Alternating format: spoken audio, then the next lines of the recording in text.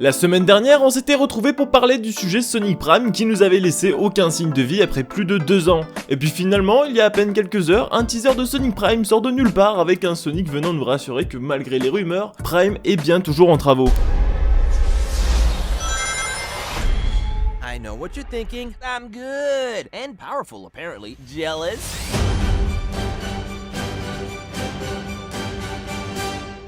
Le projet n'est donc pas annulé, donc c'est plutôt cool. Néanmoins, comme tous les teasers, il sert pas à grand chose, dans surtout celui-ci, parce que si Sonic Frontiers nous donne une idée de l'ambiance du jeu, Sonic Prime nous a rien donné à part juste la confirmation que le projet continue. Mais enfin soit, maintenant parlons un peu de ce teaser. La vidéo commence par une avancée de caméra très moche. Si vous ne savez pas en faire, il fallait copier Sonic le film, c'était pas si compliqué. Puis ensuite on voit un Sonic courir très lentement avec une animation de locomotive, de quoi nous donner très envie, évidemment c'est de l'ironie. Je chipote et j'ai bien compris que l'animation de course et celle de Sonic CD, mais là c'est très mal reconstruit, puisque quand Sonic est en cette animation, en général il est en pleine vitesse, sauf que là la vitesse est trop smooth, ce qui vient totalement gâcher l'action. Je préfère largement le voir courir comme dans tous les autres cinématiques 3D, puisque le rendu est bien meilleur je trouve.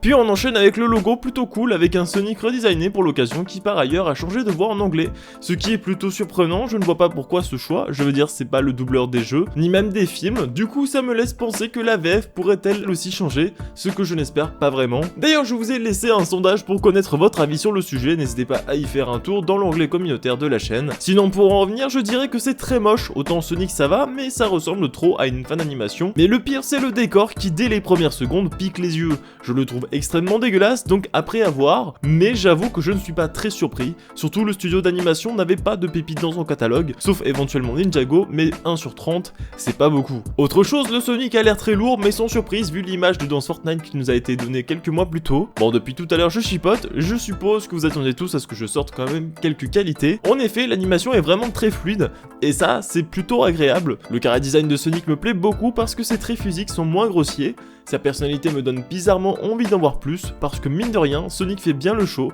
et enfin, même si l'environnement est dégueulasse, ça me donne envie d'en voir plus, disons plutôt que l'environnement n'est pas vraiment moche, mais qu'il est assez étrange, que certaines choses ont l'air d'être assez anodines, quelque chose qu'on n'a pas forcément l'habitude de voir dans beaucoup de dessins animés actuels, mais bizarrement cela me donne envie d'en voir plus. Comment l'univers a été écrit, que va-t-il se passer, pourquoi Grigny est couvert d'une couleur violette, bref tant de choses que ce teaser a réussi à éveiller en moi malgré tout. Mine de rien ce ne sont pas des choses qui semblent aussi évidentes que dans le teaser de Sonic Frontiers. Bref, l'info de la semaine c'est fini, merci d'avoir regardé cette vidéo, n'hésitez pas à vous abonner, activer la cloche, laisser un like ou partager si le contenu vous plaît. On se retrouve bientôt pour la vidéo sur Sonic Frontiers, passez une bonne journée, une bonne soirée, faites attention à vous, au revoir.